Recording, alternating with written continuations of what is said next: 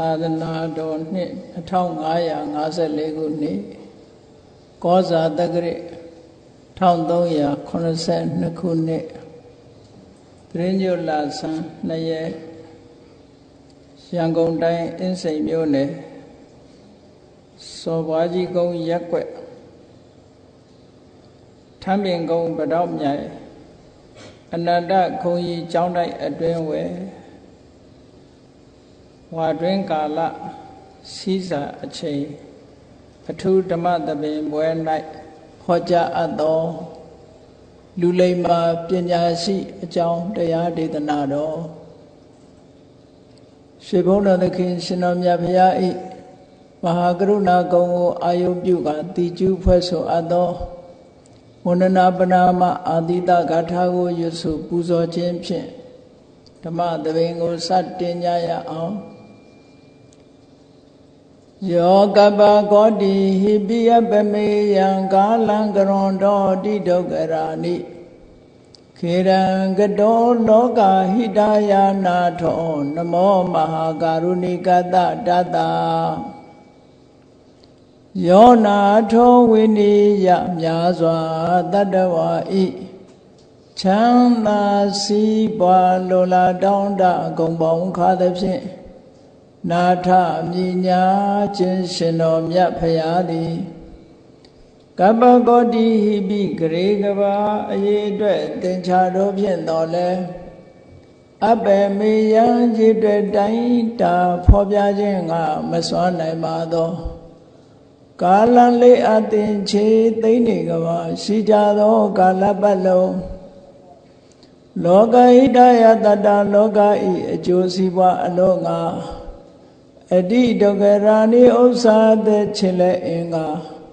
မေတ္တာကြီးမာသမိတာလင်တထာဇနီစွန်ရင်ကြီးဟုကျက်တိထဝေငါးသွဲအစုအလုံးခဲရင်တော်မူတော်ကိုကရွန်တော်ဖျားဖြစ်ရန်ဤတန်ကြိုးကုတ်အထုတော်မူရသည်ဖြစ်ဖြစ်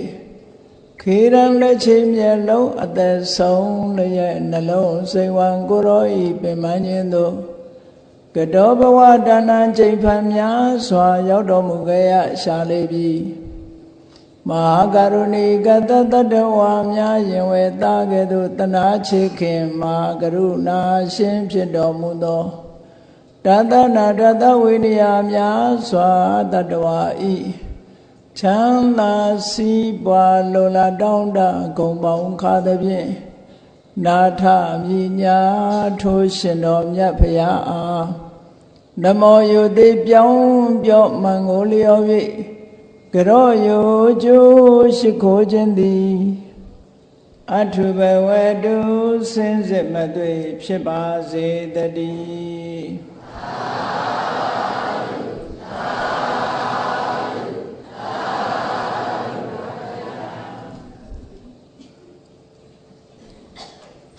လူလိမ္မာပညာရှိဆိုတာလူလောကမှာချီးမွမ်းရတဲ့ပုဂ္ဂိုလ်မျိုးပဲလူတိုင်းဟာလူလိမ္မာပညာရှိမဖြစ်ဘူးလူလိမ္မာပညာရှိဖြစ်ဖို့ဆိုတာဆရာကောင်းသမားကောင်းတွေ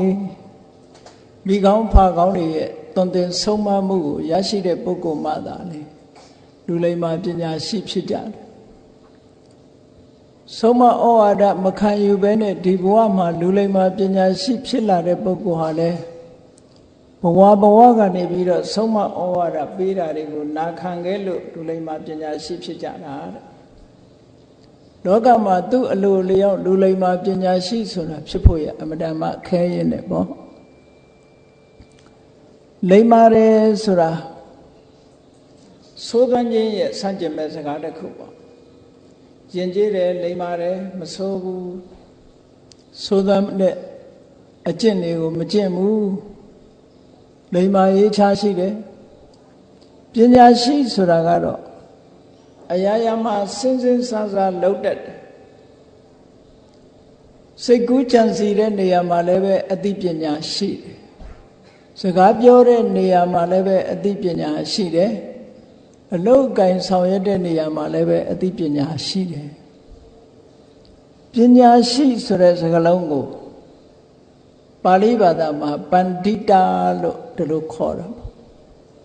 ပန္တိတာဆိုတာသင်္သာတာပန္တာအတ္တာတိပန္တိတောလို့ပါဠိဘာသာနဲ့ဖွင့်ဆိုတဲ့ဝဆနထရဲ့အရာပြောမယ်ဆိုရင်အရာရာမှာပညာဖြင့်တွေးတယ်ပညာဖြင့်ပြောတယ်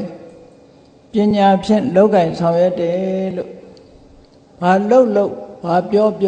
ဘာကြံအသိပညာရှိသွားရှိပြီးတော့လုပ်တဲ့ပုဂ္ဂိုလ်ပညာရှိလို့ဒီလိုခေါ်တာဒီကနေ့ခေတ်မှာသတ်မှတ်တဲ့ပညာရှိဆိုတာကတော့အတိုင်းအတာတစ်ခုရစာပေပဲဖြစ်စေအကြောင်းအရာတစ်ခုပဲဖြစ်စေသင်ကြားလို့တတ်မြောက်လာတဲ့ပုဂ္ဂိုလ်ကိုပညာရှိလို့ပညာရှင်လို့ဒီလိုခေါ်ကြတယ်ပေါ့သို့တော်လည်းတကယ်ပညာရှိဆိုတဲ့ပုဂ္ဂိုလ်ကြတော့အရာရာမှာစဉ်းစားလောက်ကင်ဆောင်ရွက်တတ်တဲ့ပုဂ္ဂိုလ်မှာတကယ်ပညာရှိလို့ဒီလိုပြောရမှာပေါ့ကောင်းပြီလူလိမ္မာပညာရှိလို့သိဖို့ရာအကြောင်းဘယ်နှမျိုးရှိသလဲလို့မြတ်စွာဘုရားကဘာလပဏိတသုတ်မှာဟောထားတာရှိတယ်ပညာရှိဆိုတဲ့လူလိမ္မာပညာရှိလို့ခေါ်ဖို့ရာအတွက်အမှတ်အသားတွေကဘာတွေတုံးလို့ဆိုတော့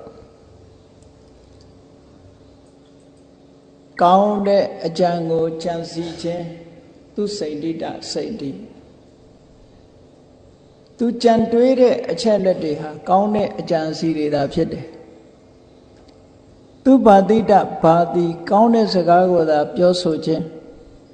သူကတကမ္မကာရီကောင်းတဲ့အလုပ်ကိုသာပြုလုပ်ခြင်းလို့ဟောဒီအင်္ဂါ၃ချက်အမှတ်သား၃မျိုးဟာပညာရှိလို့သိခြင်းအကြောင်းပါပဲတဲ့လူတယောက်တွေးနေတာကိုဘယ်လိုလုပ်သိနိုင်မလို့ဆိုတော့သူ့ရဲ့အတွေးကိုဘာနဲ့ဆုံးဖြတ်ရတော့ဆိုရင်သူပြောတဲ့စကားသူလုပ်တဲ့လုပ်ရဒီနှစ်ခုကအများကိုသိစေနိုင်တယ်ဒါမှမဟုတ်လို့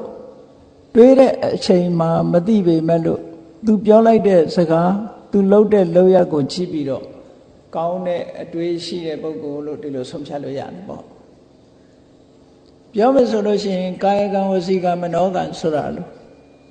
ကံသုံးပါးနဲ့ပတ်သက်လာလို့ရှိရင်အပြစ်ကင်းတဲ့အချက်တွေးတောကြံစီလိုက်တယ်ဆိုလိုက်တဲ့အချိန်ကလေးကအများအကျိုးဖြစ်ထွန်းစေတဲ့အချက်လက်တွေကိုတွေးတောကြံစီတယ်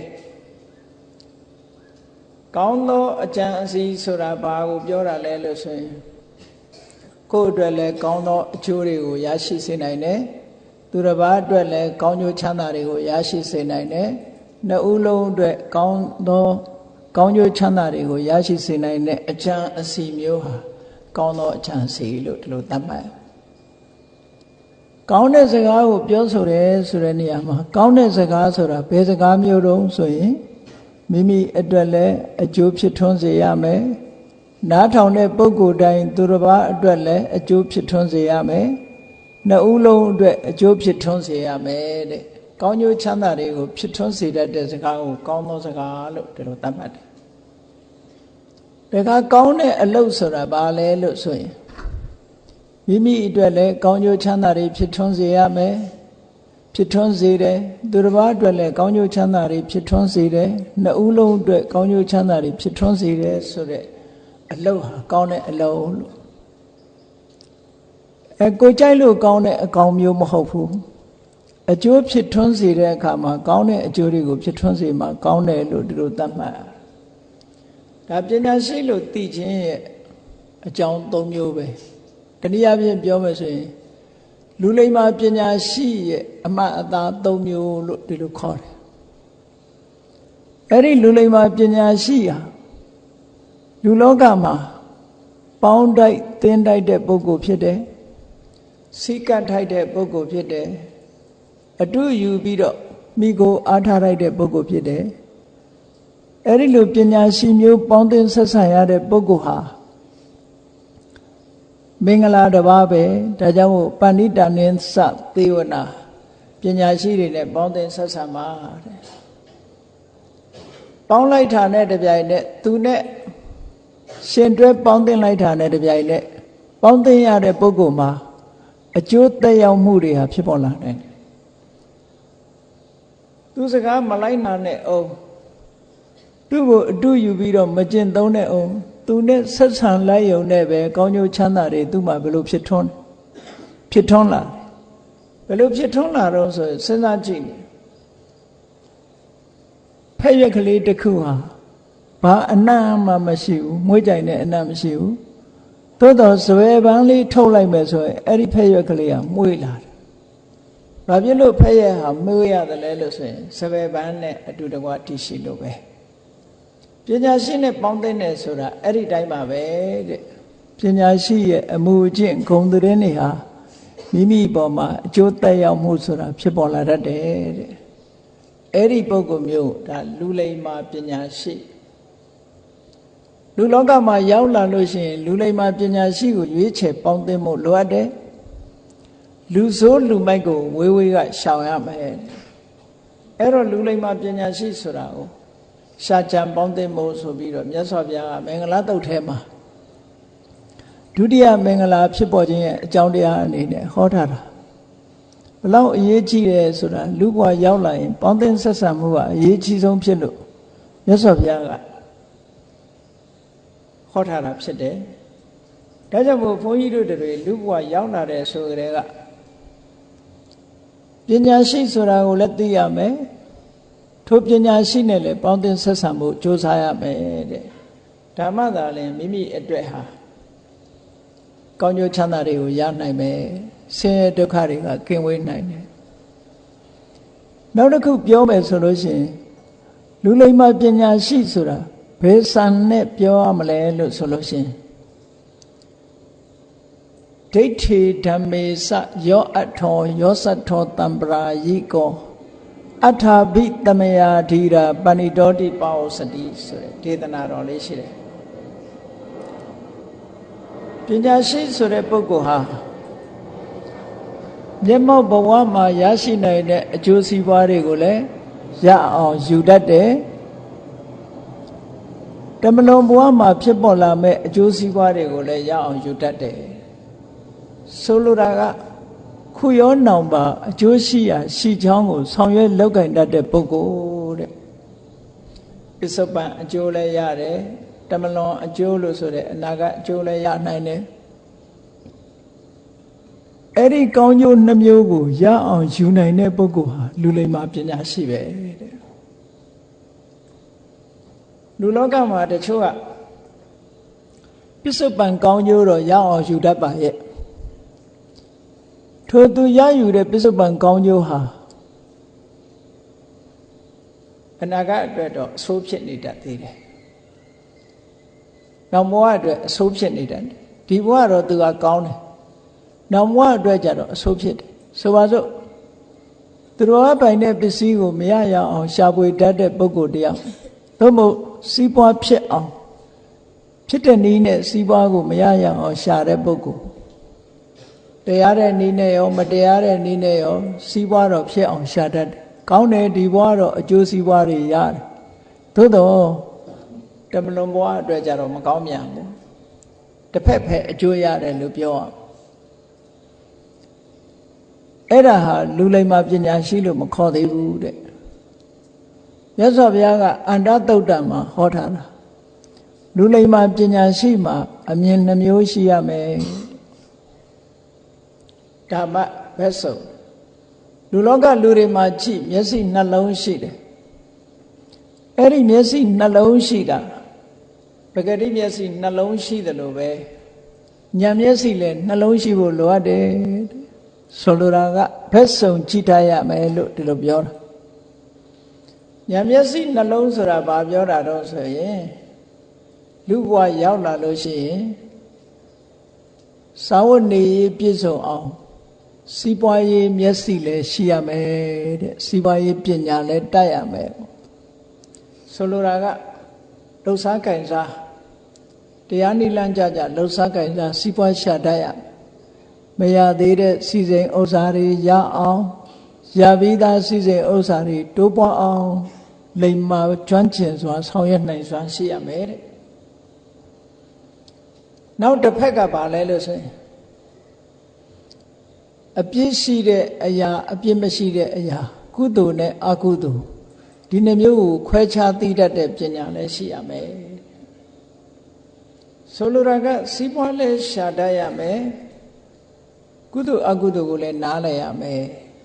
ဒီပညာမျက်စိနှမျိုးရှိဖို့လိုတယ်တဲ့ဆိုပါစို့စီးပွားဥစ္စာသာရှာတတ်ပြီးတော့ကုသိုလ်ရေးရပညာမျက်စိမရှိဘူးဆိုရင်ဘာဖြစ်တတ်တုံးဆိုရင်စီးပွားဥစ္စာရရင်ပြီးရောဘယ်နည်းနဲ့ရပစ္စည်းဥစ္စာကိုရှာဖွေတတ်တယ်အဲ့ဒီပုဂ္ဂိုလ်မျိုးဟာဒီဘဝမှာတော့ကောင်းကျိုးချမ်းသာတွေရကောင်းရနိုင်တော်လည်းပဲနောက်ဘဝအတွက်ကတော့ကောင်းတာတစ်ခုမှမပါတော့ဘူးအဲ့လိုမဖြစ်စေပဲနဲ့ဒီနှစ်ခုကိုညှိရစီးပွားဘက်ကလည်းတိုးတက်ရမယ်ကိုချင်းတရားဘက်ကလည်းတိုးတက်ရမယ်စီးပွားရေးပညာလည်းရှိတယ်ကိုချင်းတရားပညာလည်းရှိရမယ်အဲ့ဒီနှစ်မျိုးဟာအပြန်အလှန်ထိမ့်ညှိပြီးတော့လူလောကမှာအတမွေးဝမ်းကြောင်းပြုတတ်တဲ့ပုဂ္ဂိုလ်မှာတကယ်လူလိမ္မာပညာရှိလို့ဒီလိုသတ်မှတ်ရတယ်တဲ့ဒါလောကီပိုင်းဆိုင်ဟာလူလိမ္မာပညာရှိလို့ပြောတာအဲ့တော့လူလိမ္မာပညာရှိဆိုတဲ့ပုဂ္ဂိုလ်တွေမှာစိတ်သဘောထားကလည်းအမတန်မှရိုးဖြောင်းဘယ်တော့မှကောက်ကျစ်ဆင်းလဲတာသူတို့မှမရှိဘူးအမတန်မှရိုးဖြောင်းကြတယ်မြတ်စွာဘုရားအလောင်းတော်နန်းတော်ကထွက်ခွာလာပြီးတော့မကရတိုင်းကိုရောက်ရည်ရွယ်ချက်ကဘာတုံးလို့ဆိုရင်အနုတ္တရံတန္တိဝရပဒံပရိယေသမဆိုတဲ့စကားအတိုင်းအမတန်ငြိမ်းချမ်းတဲ့မတရားနိဗ္ဗာန်ကိုတွေ့အောင်ရှာမယ်ဆိုတဲ့ရည်ရွယ်ချက်နဲ့ဘုရားအလောင်းတော်ဟာထိနှံစည်းစိမ်ကိုဆွန့်လွတ်ပြီးတော့ထွက်ခွာပြီးတော့လာခဲ့တယ်အဲ့ဒါလို့ထွက်လာတဲ့အခါမှာဘယ်နည်းနဲ့ရအောင်ရှာရမလဲသူတော်ကောင်းတွေကိုစိတ်ကတ်တယ်အဲ့ဒီခေတ်ကကြော်ကြားတဲ့ဆရာကြီးတွေစိတ်ကတ်တယ်စိတ်ကတ်ပြီးတော့သူတို့စီကတရားဓမ္မတွေသင်ယူတယ်လက်တွေ့ကျင့်သုံးတယ်အဲ့ဒီထဲမှာအလွန်ထူးခြားတဲ့ပုဂ္ဂိုလ်ကြီးနှစ်ဦးရှိတယ်မကရတိုင်းမှာတဦးကဘာလို့ဆိုလို့ရှိရင်အာလာရကာလမဆိုတဲ့ဆရာကြီးပဲအဲ့ဒီအာလာရကာလမဆိုတဲ့ဆရာကြီးဟာသမထကျင့်စဉ်တစ်ခုကိုပေါက်ပေါက်ရောက်ရောက်ကျင့်ထားတာသူကဘယ်အဆင့်ထိရောက်အောင်တုံးဆို9ဆင့်ထိအောင်ပေါက်ရောက်ထားတာအားလုံးရှိတာက10ဆင့်ရှိတယ်10ဆင့်ထဲမှာသူ9ဆင့်ထိအောင်ပေါက်ရောက်ထားတယ်သူ့ရဲ့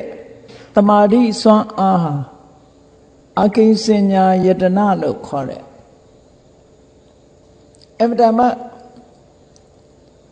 ခိုင်မာပြီးတော့အမတမတည်ငြိမ်တဲ့တမာတိတရားအတံပလံကတောင်နှောက်ယှက်မှုမပြုနိုင်တဲ့တမာတိစွမ်းအားသူရှိတယ်ဘလို့ထီအောင်သူတမာတိကောင်းတယ်လေလို့ဆိုလို့ရှိရင်အဲ့ဒီဆရာကြီးကလမ်းဘေးသစ်ပင်အောက်မှာတရားထိုင်နေတယ်သဘာဝဝင်စားနေတယ်အဲ့ဒီတမာတိနဲ့တီးနေတဲ့အချိန်မှာသူ့နားလေးကနေပြီးတော့လှဲပေါင်း900ဖြတ်ပြီးတော့မောင်းသွားတာလှဲသမားတွေဆိုတာတိုးတိုးတိတ်တိတ်မောင်းတာမဟုတ်ဘူးနွားတွေကိုလည်းရိုက်အော်ကြဟစ်ကြဆဲကြဆိုကြနဲ့ဒီလိုမောင်းသွားတာလှဲပေါင်း900သူနားကကပ်ပြီးတော့ဖြတ်သွားတာသူမသိလိုက်ဘူးတဲ့မြင်လည်းမမြင်လိုက်ဘူးသိလည်းမသိလိုက်ဘူးကြားလည်းမကြားလိုက်ဘူးတဲ့ဘာဖြစ်လို့အဲ့ဒီလိုဖြစ်ရတာတော့ဆိုတော့သူ့စိတ်ဟာအာယုန်တစ်ခုတည်းပေါ်မှာထားလိုက်တာတကယ်တော့အိပ်ပျော်နေတာလည်းမဟုတ်ဘူးသူအသိရှိနေတယ်ဘလောက်ဆူညံတဲ့အတန်ပဲဖြစ်ဖြစ်သူနားထဲမှာမကြောက်အဲ့ဒါလောက်ထိအောင်တည်ငြိမ်တဲ့စွမ်းအားရှိတဲ့တမာတိကိုရထားတဲ့ပုဂ္ဂိုလ်တို့ကြီးပဲသူကဘလောက်စိတ်ကောင်းရှိတယ်လဲလို့ဆိုရင်ဘုရားလောင်းကသူ့စီချင်းကပ်ပြီးတော့နီးခံတယ် နိခံတဲ့အခါမှာသူဆရာစားမချမ်းမဲနဲ့အကုန်ဟောပြောလိုက်တာဘုရားလောင်းဆိုတာစိတ်ဓာတ်အမတန်ထက်သန်တဲ့ပုဂ္ဂိုလ်ဆရာကြီးပေးတဲ့နီးအတိုင်းသူကျင့်ကြံကြိုးကိုအထောက်လိုက်တယ်တတ္တာတို့ဝီရိယတို့တတိတို့သမာဓိတို့ပညာတို့ဆိုတဲ့စွမ်းရည်တွေမြင့်တင်ပြီးတော့အထောက်လိုက်တာမကြခင်ပဲဆရာကြီးအဆင့်ရောက်သွားကြည်အာလာရကာလမှာဆရာကြီးဟာဘလောက်စိတ်ကောင်းရှိတုံးဆိုဘုရားလောင်းကသူရောက်သွားတဲ့အဆင့်ကိုသွားပြီးတော့ဆရာကြီးသူဒီအဆင့်ရောက်ပါပြီဆိုတာသွားပြောတာနဲ့တပြိုင်နက်လှိုက်လဲကြိုးဆိုတယ်သူသိသလိုဘုရားလောင်းလည်းသိတယ်သူတတ်တယ်လို့ဘုရားလောင်းလည်းတတ်တယ်ဒါကြောင့်မို့လို့သူနဲ့တူတူဒီမှာတရားပြပါလို့ဆိုပြီးတော့ဖိတ်ခေါ်တယ်တချို့ဆိုလို့ရှိရင်တပည့်ကတော်လာလို့ရှိရင်ဆရာကလက်မခံကြဘူးတိတ်ပြီးတော့ဟောဒီဆရာကြီးကြတော့ဘုရားလောင်းကသူ့တပည့်ဖြစ်ပေမဲ့လို့သူ့အစဉ်အတန်းရလာတယ်ဆိုတာချက်ချင်းကြည်ကြည်နက်နက်ကြီးလက်ခံပြီးတော့သူတို့နဲ့ဓာတ်ညှိထားပြီးတော့ဆက်ဆံနိုင်တယ်ပေါ့အဲ့ဒါဟာလူလိမ္မာပညာရှိစိတ်ကောင်းရှိတဲ့သဘောတစ်ခုပဲပေါ့လောကမှာကိုယ်နဲ့ပခုံးချင်းရှင်းလာလို့ရှိရင်ခန္ဓာကြီးမရှိကြဘူးလူတွေမှာလေကိုယ်ရဲ့ตาသွားမှာဆိုလဲအမတန်စိုးကြတယ်ဟောလူလိမ္မာပညာရှိဆိုတာအဲ့ဒီပုဂ္ဂိုလ်မျိုးကြီးမှာတကယ်လူလိမ္မာပညာရှိလို့ပြောတာဒါကဓမ္မရေးရာဘက်ကကြည့်ရတာနော်နောက်တစ်ခါဥဒကရာမဗုဒ္ဓဆိုတဲ့ဆရာကြီးစီတစ်ခါရောက်သွားတယ်ဥဒကရာမဗုဒ္ဓကအဲ့ဒီချိန်မှာသူကရာမဗုဒ္ဓလို့ဆိုတော့ရာမဆရာကြီးရှိသေးတယ်သူ့အထက်သူ့နာမည်ကဥဒကရာမဆရာကြီးရဲ့တပည့်ဖြစ်လို့သူ့ကိုရာမဗုဒ္ဓလို့ခေါ်တာအဲ့ဒီဘုရားလောင်းကဥဒကဆရာကြီးစီရောက်သွားတဲ့အချိန်မှာရာမဆရာကြီးကမရှိတော့ဘူးဘဝတစ်ပါးပြောင်းသွားပြီအဲ့ဒီအချိန်မှာဘုရားလောင်းကချင်းကပ်ပြီးတော့မေးတယ်သူတို့ရဲ့အဆုံးအမသင်ကြားလိုပါတယ်တရားဓမ္မကျင့်ကြံကြိုးကိုအထောက်လိုပါတယ်ဆိုတော့အဲ့ဒီဥဒကဆရာကြီးကလည်းအကုန်သင်ပေးလိုက်တယ်ဘုရားလောင်းသင်ပေးလိုက်တဲ့အခါဘုရားလောင်းကသူပေးတဲ့ဤစနစ်တိုင်းကျင့်ကြံကြိုးကိုအထောက်လိုက်တော့တမပတ်80လမ်းဆုံးထိအောင်ရောက်သွားတယ်နေဝတင်ညာနာတင်ညာယတနာလို့ခေါ်တာပေါ့စိတ်ဟာဘလောက်တိမ်မွေ့သွားသလဲလို့ဆိုရင်အမတ်တင်ညာလုံးဝပျောက်သွားတယ်သို့မဟုတ်နည်းနည်းလေးချမ်းနေသေးတယ်မရှိဘူးရှိတယ်လို့ပြောရတဲ့အနေအထားမျိုးပေါ့အဲ့ဒီနေဝတင်ညာနာတင်ညာဆိုတာအမတ်တင်ညာတွေလုံးဝမရှိတော့ဘူးလုံးလုံးကြီးမရှိတာလည်းမဟုတ်ဘူးလို့ပြောရလောက်အောင်တိမ်မွေ့သွားတဲ့အနေအထားမျိုးရအဲ့ဒီ80မြောက်ဇံကိုရပြီးတဲ့အခါကျတော့ဥဒကဆရာကြီးစီသွားတယ်ဒီအဆင့်ဟာဒါအကုန်ပဲလားလို့ဆိုဟုတ်တယ်အကုန်ပဲဥဒကဆရာကြီးကဘလောက်စိတ်ကောင်းရှိတော့ဆိုရင်ဖះလောင်းကသူ့ရဲ့တဆင့်တာသွားတယ်အဲ့ဒီအချိန်မှာသူက9ဆင့်ပဲရှိသေးတယ်80မြောက်သူမပေါက်သေးဘူးသူ့ရဲ့ဆရာရာမဆရာကြီးကသာ80မြောက်ထီအောင်ရောက်ခဲ့တာသူကမရောက်သေးဘူးဖះလောင်းကသူ့ရဲ့အရင်ရောက်သွားတဲ့အခါကျတော့သူကဘယ်လိုပြောတော့ဆိုရင်တရားဓမ္မအရာမှာဘုရားလောင်းကသူ့ရဲ့တာပါတယ်ဒါကြောင့်မလို့သူတို့အတွက်ဆရာတဆူလုပ်ပြီးတော့ဒီမှာနေပါလို့ဟောတပည့်ဖြစ်ရတဲ့ဆရာတင်နိုင်တယ်ပေါ့ဒါတကယ်လူလိမ္မာပညာရှိလို့ပြောတာနော်စိတ်ကောင်းအမတန်ရှိတဲ့ဆရာကြီး2ယောက်နောက်ပိုင်းကျမှသူလည်းပဲ80မြောက်ထိအောင်ပေါက်သွားတယ်ဘုရားလောင်းကအရင်ပေါက်သွားတယ်လို့အဲ့တော့လူလိမ္မာပညာရှိဆိုတာအဲ့ဒါလို့စိတ်ကောင်းနှလုံးကောင်းရှိပြီးတော့လုံးဝအိတ်တမစ္စရိယမရှိဘဲနဲ့ပြီးစုံတဲ့စိတ်ဓာတ်ရှိတဲ့ပုဂ္ဂိုလ်မျိုးတွေကိုလူလိမ္မာပညာရှိလို့ပြောရတယ်မြတ်စွာဘုရားသာသနာတော်မှာပညာရှိလို့အခေါ်ခံတဲ့ပုဂ္ဂိုလ်တွေများစွာရှိတဲ့ထဲမှာရှင်သာရိပုတ္တရာဟာနံပါတ်1ပဲရှင်သာရိပုတ္တရာဟာနံပါတ်1ဘာဖြစ်လို့ရှင်သာရိပုတ္တရာကနံပါတ်1ဖြစ်ရတော့ဆိုအရာရာမှာရှင်သာရိပုတ္တရာမထေရ စူးစမ်းလေ့လာတဲ့သဘောရှိတယ်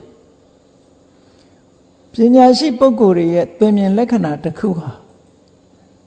ပညာတတ်တဲ့ပုဂ္ဂိုလ်ပညာရှိတဲ့ပုဂ္ဂိုလ်ကိုစိတ်ကခြင်းတယ်စိတ်ကပြီးတော့ပညာရှိတဲ့ပုဂ္ဂိုလ်ကိုလေးစားတယ်မြတ်နိုးတယ်ဒါပညာရှိပုဂ္ဂိုလ်ရဲ့သင်မြင်လက္ခဏာတစ်ခုပဲရှင်သာရိပုတ္တရာမထေရမြတ်ဟာပညာနဲ့ပတ်သက်လာလို့ရှိရင်အဝတ္တမစူးစမ်းလေ့လာတယ်ဓမ္မရေးရာနဲ့ပတ်သက်လာရင်စူးစမ်းလေ့လာမှုအများကြီးလုပ်တယ်သူကြည့်ပုံကိုကြည့်ပေါ့ရှင်သာရိပုတ္တရာသူ့ရဲ့ပင်ကိုနာမည်ကဥပတိတ်တလို့ခေါ်တယ်သူ့ရဲ့တငယ်ချင်းကကောလိတဆိုတာရှင်မောက္ကလံဖြစ်လာမဲ့ပုဂ္ဂိုလ်ပေါ့ဥပတိတ်တကောလိတဘဝမှာသူတို့နှစ်ပါးဟာသင်္ဆေယပြပိုက်လို့ဆိုတဲ့ပြပိုက်ခိုင်းထဲမှာရောက်သွားကြတယ်တရားရှာရင်သူတို့ရောက်သွားကြတာရောက်သွားပြီးတော့တရားဓမ္မရှာကြတယ်ရှာတဲ့အခါမှာကြိုးစားပန်းစားရှာတော့လဲသူတို့လိုချင်တဲ့အနှစ်သာရပြပိုက်တွေရဲ့တရားထဲမှာရှာမတွေ့ဘူးတဲ့အဲ့ဒီပြပိုက်တွေရဲ့လမ်းဆုံးဟာသူဘဂိဏာဆိုတဲ့ပြမဘုံပဲအဲ့ဒါကိုအထွတ်ထိပ်ထားရတယ်ခုခေတ်လေဘာသာတရားတွေရှိကြတယ်ကောင်းကင်ဘုံပြမဘုံကိုပဲအထွတ်ထိပ်ထားပြီးတော့ကောင်းကင်ဘုံကိုလက်ညှိုးထိုးကြရတာအဲ့တော့နိဗ္ဗာန်ဆိုတာကြတော့အဲ့လိုကောင်းကင်ဘုံကိုပြောတာမဟုတ်ဘူးအဲ့ဒီပြပိုက်တွေရဲ့ကောင်းကင်ဘုံဆိုတာလည်းပဲသူဘဂိဏာဆိုတဲ့ပြမဘုံသူတို့ဟာပန်းနိုင်မယ်အဲ့ဒီမှာဒီမှာရှင်သာရိပုတ္တရာရှင်မောက္ကလံတို့ရဲ့အလောင်းဖြစ်တဲ့ဥပတိတ်တကောလိတတို့ဟာသိဉ္စယဆရာကြီးထံမှာနီးခံပြီးတော့သင်ကြတယ်သင်တဲ့အခါမှာသူတို့ကျေနပ်အားရမှုမရဘူး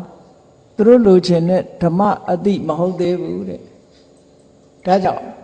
ဓမ္မအသိကိုဆက်လက်ပြီးတော့ရှာဖွေကြတယ်မြတ်စွာဘုရားထံကနေပြီးတော့ဓမ္မစကြာတရားကိုနာလို့တရားဓမ္မတွေကျင့်ကြံကြိုးကုံအထုတ်လို့ဓမ္မစကြာတရားဟောပြီးတဲ့နောက်9ရက်မြောက်မှာအနတ္တလက္ခဏာတုတ်ကိုနာရင်းကနေပြီးတော့ယဟန္တာဖြစ်လာတဲ့ပင်စဝေခိ9ပါးထဲမှာအငယ်ဆုံးဖြစ်တဲ့ရှင်အတ္တစီနဲ့တွေ့ရာဇဂုံမြို့တနေရာမှာရှင်အတ္တစီနဲ့တွေ့တဲ့အခါလူလိမ္မာပညာရှိတွေဆိုတာသူတို့လိမ္မာပန်းတတ်တယ်လူတယောက်မြင်လိုက်တာနဲ့သူတို့အကဲခတ်တယ်ရှင်အတ္တစီမြင်လိုက်တာနဲ့သူကအကဲခတ်တယ်သွားပုံလာပုံအမူအရာကြည့်လိုက်တာနဲ့ဒီပုဂ္ဂိုလ်ဟာပုဂ္ဂိုလ်မြတ်ဖြစ်ရမယ်သူ့ရဲ့နှလုံးသားမှာထူးခြားတဲ့တရားတွေကိန်းဝနေတာဖြစ်ရမယ်ဆိုတာလူလိမ္မာပညာရှိများကအတတ်သိတယ်ပေါ့ဒါကြောင့်မို့ရှင်အတ္တစီနောက်ကနေပြီးတော့လိုက်သွားတယ်ရှင်အတ္တစီကဆွမ်းခံပြီးတော့ဆရာကလေးတစ်ဆောင်ပေါ်မှာတက်ဆွမ်းဖုံးပေးအနိနာကသူ့ထဲမှာပါလာတဲ့ရေကရားကရေလေးတွေငှဲ့ပြီးတော့ရှင်အတ္တစီကိုဝှကျိုးငယ်ပြုတ်ပြီးတော့ဗာမေးလေလို့ဆိုရင်အရှင်ဘုရားဆရာကဘသူလဲဘသူတရားကိုအရှင်ဘုရားနှစ်သက်တယ်လဲအဲ့ဒီဆရာကဘာတွေဟောတယ်လဲဆိုတာကိုသူစူးစမ်းလေ့လာစူးစမ်းလေ့လာတဲ့အခါမှာရှင်အတ္တစီကသစ္စာ၄ပါးကိုအတူချုံပြီးတော့ပြောပြလိုက်တယ်အကြောင်းတရားနဲ့အကျိုးတရားအကြောင်းတရားတွေခြုံငိမ့်သွားလို့ရှိရင်အကျိုးတရားတွေလည်းခြုံငိမ့်သွားတယ်ဆိုတဲ့သဘောအဲ့ဒီလိုခြုံငိမ့်မှုရာအတွက်ချင့်စဉ်တစ်ခုရှိတယ်ဆိုတဲ့အကြောင်းဒုက္ခသမုဒယនិရောဓမဂ္ဂလို့ဆိုတဲ့သစ္စာ၄ပါးကိုအချင်းချင်းရှင်းပြလိုက်တာနဲ့ပဲရှင်သာရိပုတ္တရာရဲ့အလောင်းဖြစ်တဲ့ဥပတိတ္တပြပိုက်ဟာတန်တရားတွေကင်းသွားပြီးတော့သောတပတ္တိမဲ့သောတပတ္တိဖို့ဆိုတာတန်တရားကင်းခြင်းအမြင်မှန်ခြင်းဆိုတဲ့အရည်ချင်းနှစ်ခုအောင်မြင်မြင်ရရှိသွားတယ်သောတပန်ဖြစ်သွားတယ်ပေါ့ရှင်းနှက်လိုက်တာဝမ်းသာလိုက်တာဓမ္မအမြင်နဲ့ပတ်သက်ပြီးတော့အမတမရှင်းနှက်လို့သူ့ရဲ့တငယ်ချင်းဖြစ်တဲ့ကောလိတကိုလည်းထပ်မံရှင်းပြီးတော့ပြောတယ်ကောလိတပြပိုက်ကလည်းပဲသူပြောပြတာနားထောင်ရင်းကနေပြီးသူလည်းသောတပန်ဖြစ်သွားကြအဲ့ဒါလို့သောတပန်ဖြစ်သွားပြီးတော့တငယ်ချင်း2ယောက်ဟာဒီတရားကမှသူတို့ရှားနေတဲ့တရားအစစ်ဖြစ်တယ် ပညာရှိတဲ့ပုဂ္ဂိုလ်ဟာဒီလိုဆုံးဖြတ်နိုင်စွမ်းရှိလာတယ်ပေါ့ကဘာပေါင်းမြောက်များစွာသူတို့ရှားလာတာဒီတရားပဲအဲ့တော့ဒီတရားကိုဟောတဲ့မြတ်စွာဘုရားထံသွားကြမယ်ပညာရှိသူတော်ကောင်းဆိုတာအမြဲတမ်းစိတ်ကောင်းရလည်းရှိတယ်စိတ်ကောင်းရှိတော့သူတို့ကိုကြည့်ရှုစောင့်ရှောက်ပြီးတော့ပညာသင်ပေးခဲ့တဲ့သိဉ္စရဆရာကြီးကိုသူတို့ကရှင်သာရိပုတ္တရာအလောင်းဥပဋိတဟာသူတို့လိုပဲအသိဉာဏ်တွေကိုရစေခြင်းဒါကြောင့်မို့ဆရာကြီးစီသွားတာပေါ့သွားပြီးတော့ဆရာကြီးကိုတရားထုတရားမြတ်အကြောင်းရှင်းပြောတယ်ရှင်းပြောတဲ့အခါကျတော့ဆရာကြီးကသူကပရိပိုက်တွေအလုံးရဲ့ဆရာတဆူလုံးနေတာဖြစ်တဲ့အတွက်ကြောင့်တပည့်မခံနိုင်ဘူးတပည့်မခံနိုင်ဘူးအဲ့တော့အဲ့လိုပုဂ္ဂိုလ်မျိုးကြတော့သူကပညာရှိလို့မခေါ်နိုင်ဘူးပညာရှိလို့မခေါ်နိုင်ဘာဖြစ်လို့တော့ဆိုတော့ तू လုံလောက်အောင်ပညာမရှိဘူး तू သင်ထားလို့သိတာပဲရှိတယ်ပညာတော့မရှိဘူးလို့ဒီလိုပြောရသူအတွေးတွေလွဲမှားနေတယ်အသိပညာဓမ္မနဲ့ပတ်သက်တဲ့ပညာသူ့မှာမရှိဘူးမရှိသည့်အတွက်ကြောင့်မလိုက်လို့ဘူးညင်းပယ်တယ်ဘာပြောလိုက်တုံးဆိုရင် तू ကသူများတွေကိုညွန်ပြနေတဲ့ဆရာလုပ်ပြီးမှသူများတစ်ဖက်မခံနိုင်ဘူးဆိုတဲ့အပြောမျိုးပြောလိုက်ဥပမာနဲ့ပြောတဲ့အခါကျတော့ရေလောင်အိုးကြီးလုံနေပြီးတော့မှရေလောင်အိုးငယ်လေးတော့မလုံချင်ဘူးပေါ့လေဖះစီလိုက်မယ်ဆိုရင် तू ကရေလောင်တဲ့အိုးငယ်ကလေးတစ်ခုဖြစ်မှာပေါ့အဲ့ဒီတော့ရှင်သာရိပုတ္တရာကအလောင်းဥပဋိတပြပိုက်ကပြောတယ်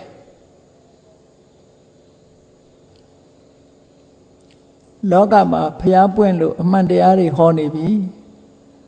ဆရာကြီးမလိုက်ဘူးဆိုလို့ရှိရင်ဆရာကြီးနားမှာလူရှိမှမဟုတ်တော့ဘူးအလုံးဟာအမှန်တရားကိုလိုက်ကြမှာရိုးရိုးသားသားပြောလိုက်တာသို့တော့ဆရာကြီးကဘာပြန်ပြောတော့ဆိုရင်အေးငါမေးမယ်တဲ့လောကမှာလူဆိုးလူမိုက်နဲ့လူလိမ္မာပညာရှိဘယ်သူကများတော့လို့မေးတော့ဟောလူဆိုးလူမိုက်တွေကပဲများပါတယ်လူလိမ္မာပညာရှိဆိုတာအလွန်နည်းတယ်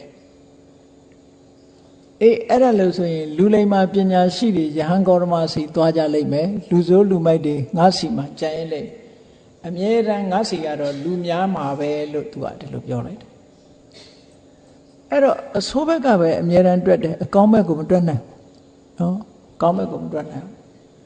ခုနကဥဒကရာမဗုဒ္ဓတို့အာလာရဂါလာမတို့စိတ်နေသဘောထားနဲ့အမတန်ကွာခြားတယ်ပေါ့ဒီဆရာကြီးကဒါကြောင့်မို့လို့မိစ္ဆာဒိဋ္ဌိဆရာကြီး6ဦးဟာဘဝမှာအဆုံးသတ်မကောင်းကြဘူးတဲ့သူတို့ကိုသူတော်ကောင်းလို့သတ်မှတ်ထားပေမဲ့လို့သူတို့ဟာတကယ်လူလိမ္မာပညာရှိဆိုတဲ့စိတ်ရင်ထဲမှာမဝင်ဘူးတဲ့အယူဆွဲကြီးမားတဲ့ပုဂ္ဂိုလ်တွေဒါဖြစ်တယ်ဆရာလောက်တိုင်းပညာရှိမဖြစ်ဘူးနော်သူများကိုဆရာလောက်နေတိုင်းပညာရှိဆိုတော့မဖြစ်ဘူးတဲ့တကယ်ကိုပညာရှိဆိုတာအမှားအမှန်ကိုဆုံးဖြတ်နိုင်စွမ်းရှိပါတကယ်ပညာရှိတဲ့အဲ့တော့ရှင်သာရိပုတ္တရာတို့ဟာမြတ်စွာဘုရားရဲ့တပည့်ခံဖို့အတွက်တန်ငယ်ချင်း2ယောက်ဘုရားသာသနာကိုဝင်လိုက်ကြတယ်ဝင်လိုက်တဲ့အခါကျတော့ဥပဋိတဆိုတဲ့နာမည်တို့ကောလိတဆိုတဲ့နာမည်တွေကိုလေးစားရတဲ့ပုဂ္ဂိုလ်တွေဖြစ်တော့ကြောင့်နာမည်ကိုတိုက်ရိုက်မခေါ်ကြတော့ဘူးသာသနာတော်မှာဒါလေးစားသမှုပြုပြီးတော့ခေါ်တဲ့သဘောမျိုးပဲဆိုပါစို့မြန်မာနိုင်ငံမှာလည်းပဲကျောင်းတိုင်ဆရာတော်ကြီးတွေရဲ့ဘွဲ့ကိုခေါ်လေးမရှိကြဘူးခေါ်လေးမရှိပဲနဲ့ဘယ်ကျောင်းဆရာတော်ကျောင်းဆရာတော်တောင်ကျောင်းဆရာတော်မြောက်ကျောင်းဆရာတော်ဆိုတဲ့အခေါ်မျိုးနဲ့ခေါ်ကြတယ်ထို့တူပဲရှင်သာရိပုတ္တရာတို့ရှင်မောက္ကလံဥပဋိတတို့ကောလိတတို့ဆိုတဲ့ဒီပုဂ္ဂိုလ်နှစ်ဦးသာသနာပေါင်းရောက်လာလို့ထူးခြားထက်မြက်တဲ့ပုဂ္ဂိုလ်တွေဖြစ်လာလို့မြတ်စွာဘုရားရဲ့လက်ရရန်လက်ဝဲရန်တွေဖြစ်လာတဲ့အခါမှာတန်ဃာတွေကလေးစားတဲ့အနေနဲ့ဥပဋိတကိုမိခင်နာမည်နဲ့တွဲဖက်ပြီးသာရိပုတ္တ ဒေါတာရီရဲ့သားတော်ဆိုတဲ့အနေနဲ့ခေါ်တယ်ကောလိတကိုမောက္ခလာနာအနွယ်နာမည်နဲ့ခေါ်လိုက်ကြတယ်ပေါ့ဒါလေးစားသမှုပြုပြီးတော့ခေါ်တဲ့အခေါ်မျိုးတွေပေါ့အဲ့တော့ရှင်သာရိပုတ္တရာတို့ရှင်မောက္ခလန်တို့ဖြစ်လာတဲ့အခါမှာမြတ်စွာဘုရားထံရောက်လာကြရောက်လာပြီးတော့ဘုရားပေးတဲ့ကမ္မထာတရားကိုဆက်လက်ပြီးတော့အားထုတ်ကြတယ်သောတပန်ပုဂ္ဂိုလ်တွေဖြစ်တဲ့ဝိပဿနာနဲ့တဂရဂံဖြစ်ဖို့ဝိပဿနာမတူဘူးအဆင့်မြင့်လာတဂရဂံဖြစ်ပြီးရင်အနာဂံဖြစ်မဲ့ဝိပဿနာကျင့်စဉ်မျိုးကျင့်ရအနာဂံဖြစ်ပြီးရင်လည်းယဟန္တာဖြစ်မဲ့ဝိပဿနာကျင့်စဉ်မျိုးကိုကျင့်ရတယ်စက်တိုက်ဖြစ်တယ်လို့ဆိုပေမဲ့လို့ဝိပဿနာကျင့်စဉ်နဲ့ပဲသွားတယ်ဒီတိုင်းဖြစ်တာမဟုတ်ဘူးသောတာပန်ဖြစ်ပြီးတဂရဂံအနာဂံယဟန္တာဒီလိုတန်းဖြစ်သွားတာမဟုတ်ဘူးဈာထဲမှာဝိပဿနာဉာဏ်နဲ့သွားတာပဲအကုန်လုံးအဲ့တော့သောတာပန်ဖြစ်ပြီးတော့တဂရဂံအနာဂံယဟန္တာဖြစ်ဖို့ဝိပဿနာကျင့်စဉ်တွေကိုကျင့်ကြတယ်ရှင်မောက္ခလန်ကလည်းကျင့်တယ်ရှင်သာရိပုတ္တရာလည်းကျင့်တယ်ကျင့်တဲ့အခါမှာရှင်မောက္ခလန်ကတော့တမာတိစွမ်းအားကိုဦးစားပေးပြီးတော့သူကကျင့်တယ်တမာတိစွမ်းအားကိုဦးစားပေးပြီးတော့ကျင့်လိုက်တဲ့အခါကျတော့9 ရက်အတွင်းမှာပဲယဟန္တာဖြစ်သွားတယ်ရှင်သာရိပုတ္တရာမထေရမြတ်ကတော့တမာတိကိုဦးစားပေးပြီးတော့မကျင့်ဘူးပညာကိုဦးစားပေးတယ်အရာရာကိုစူးစမ်းဆင်ခြင်နေတယ်အကုန်လုံးသိချင်တယ်မိမိတဏ္ဍာမှာဖြစ်ပေါ်လာတဲ့တရားဓမ္မတွေကိုအသေးစိတ်လေ့လာပြီးတော့ဝိပဿနာရှုတယ်ဒါမှမဟုတ်ရှင်သာရိပုတ္တရာရဲ့ဝိပဿနာကိုအနုပဒဓမ္မဝိပဿနာလို့ခေါ်တယ်အသေးစိတ်ရှုပြီးတော့မှသူကဝိပဿနာဉာဏ်ဖြစ်တယ်ရှင်မောက္ခလန်ရဲ့ဝိပဿနာကတော့တိမ်ကျုံပြီးတော့ခြုံငုံပြီးတော့ရှုတဲ့ဝိပဿနာရှင်သာရိပုတ္တရာလို့အသေးမစိတ်ဘူးဒါကြောင့်မို့လို့ခုခေတ်မှာလည်းပဲတရားအထုတ်တဲ့အခါမှာဝိပဿနာကျင့်တဲ့အခါမှာတချို့ကတမာတိကိုမြင့်တင်ပြီးတော့ဝိပဿနာပဲခူးလို့ရှိရင်မြန်ပေါက်ရောက်တယ်အဲ့ဒါလို့မဟုတ်ဘဲနဲ့သဘာဝတရားတွေကိုစူးစမ်းလေ့လာဆင်ခြင်ပြီးတော့ဝိပဿနာယာနိကအနေနဲ့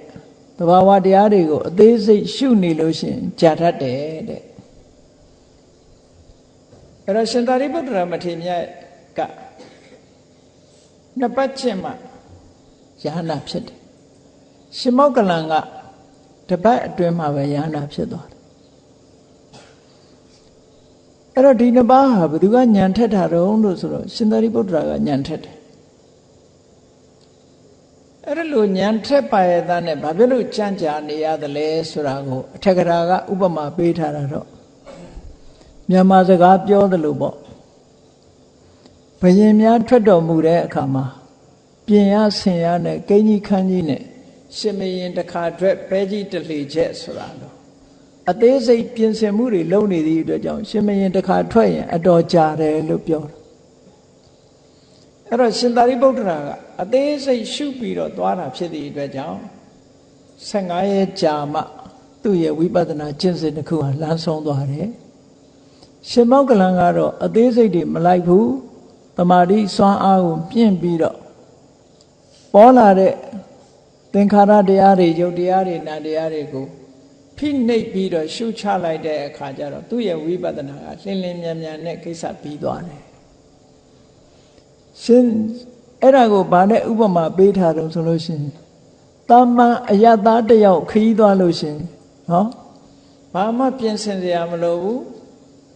အိမ်လေးတကားပိတ်ပြီးတော့ထွက်သွားရုံပဲဘာမှလုပ်စရာမလိုဘူးအထုပ်ကလေးတစ်ထုပ်ထွဲပြီးတော့ထွက်သွားလိုက်တာ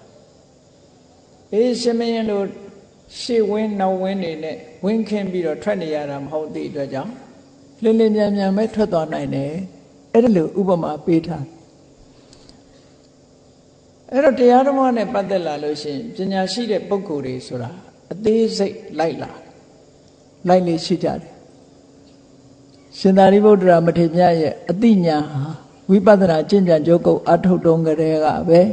ဉာဏ်ရည်ဉာဏ်စွမ်းအမတ္တမထက်တယ်တဲ့ဒီမထေရမြတ်ကြီးနှစ်ပါးဟာ လူဘွားတော့ကလည်းတငယ်ချင်းတွေပဲသာသနာပေါင်းဝင်လာတော့လဲတူတူပဲတရားရှာထွက်ကြတော့လဲတူတူပဲလူလိမ္မာပညာရှိတွေဆိုတာလောကကြီးကိုအမှတ်တမဲ့မနေကြဘူးစဉ်းစားပြီးတော့နေကြတယ်အမြဲတမ်းပညာရှိဆိုတဲ့ပုဂ္ဂိုလ်ဟာအရာရာဆင်ញင်စဉ်းစားတယ်သူတို့လည်းပထမတော့ကတာမန်လူသားတွေပဲဥပဒိတရွာကရွာခေါင်းဆောင်ရွာတကြီးရဲ့သားတထေးရဲ့သားကောလိတရွာကခေါင်းဆောင်ရဲ့သားတငယ်ချင်း2ယောက်ရာဇကြုတ်ပြည်မှာအလွန်ကြီးကျယ်ခမ်းနားလာတဲ့ဂိရခသမစ္ဆာလို့ခေါ်တယ်တောင်ထိပ်ပွဲသဘင်ကြီးတွေကျင်းပလေးရှိတယ်ဟုတ်တကယ်ချင်းเนี่ยပွဲကြည့်သွားတာပွဲကြည့်သွားတဲ့အခါမှာပွဲထဲမှာပျော်လို့ပါလို့ပေါ့လေသဘောကြတာတွေဆိုရင်ဆုချကြတယ်လက်ခုပ်ဩဘာပေးတယ်ဒါသူတို့လုပ်နေကြခုခေတ်မှာဆိုရင်တော့ပန်းကုံးစွတ်တာတို့ဘာတို့ပေါ့နော်အဲ့ဒါလို့လူလောကတာမန်ပုဂ္ဂိုလ်တွေလို့ပတ်စံချမ်းသာတဲ့ပုဂ္ဂိုလ်သူတို့နှစ်ဦးကပျော်လို့ပါလို့အဲ့ဒါလို့ပွဲသဘင်ရဲ့ပျော်စရာရွှင်စရာတွေနဲ့ချီရင်းကနေပြီးတော့ဘလို့တွေးပြီးကြလဲလို့ဆိုရင်တို့တွေဟာအခုလို့အချိန်ဖြုံးနေတာမှန်ရလားဘာများထူးခြားလာမှလဲတနေ့ကျတော့အားလုံးဟာတည်သွားကြမှာပဲတယောက်မှမရှိမှမဟုတ်ဘူးဆိုတဲ့အတွေးလေးတွေဝင်လာပွဲကြည့်ရင်ဒီလိုအတွေးဝင်လာဖို့ဆိုတာတာမန်ပုဂ္ဂိုလ်တွေဝင်လာဖို့မလွယ်ဘူးပေါ့ပွဲကြည့်ရာကနေပြီးတော့ပျော်စရာရှာလို့မတွေ့လာတော့ဘူးအနှစ်တရာကြာလို့ရှိရင်အခုလူတွေအားလုံးဟာသိဆုံးသွားကြမှာပဲတို့လည်းသိဆုံးသွားကြမှာပဲအဲ့တော့ခုလိုပျော်ပါပြီးတော့ပွဲလန်းတဲ့ပင်နေကြီးရှုနေလို့တို့အတွက်ဘာမှအကျိုးမရှိဘူးဆိုတဲ့အတွေးဝင်လာခဲ့တယ်ဒါလူလိမ္မာပညာရှိတွေတွေးတတ်တာပညာရှိလို့စဉ်းစားတတ်လာစဉ်းစားတတ်လာသည့်အတွက်ကြောင့်ဒါတွေဟာအနှစ်သာရကင်းမဲ့တယ်တို့ဆက်ပြီးတော့မလိုက်နဲ့တော့တရားရှာကြမယ်ဆိုပြီးတော့ထွက်ကြတယ်နောက်ဆုံးမှာမြတ်စွာဘုရားရဲ့တရားတော်ကိုရှင်အတ္တစီထံကနာရင်ကနေပြီးတော့ဘုရားသာသနာဘက်ကိုရောက်ရှိလာခဲ့ကြတာပေါ့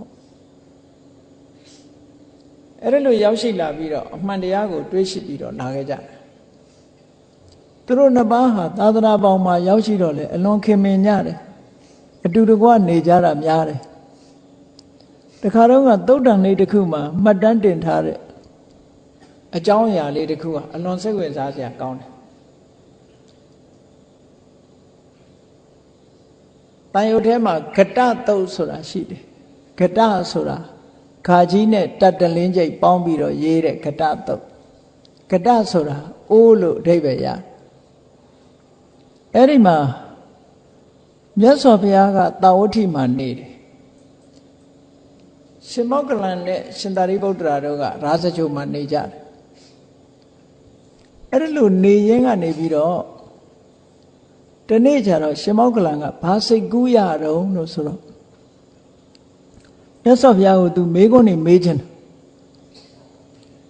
မေးခွန်းနေမေးတာ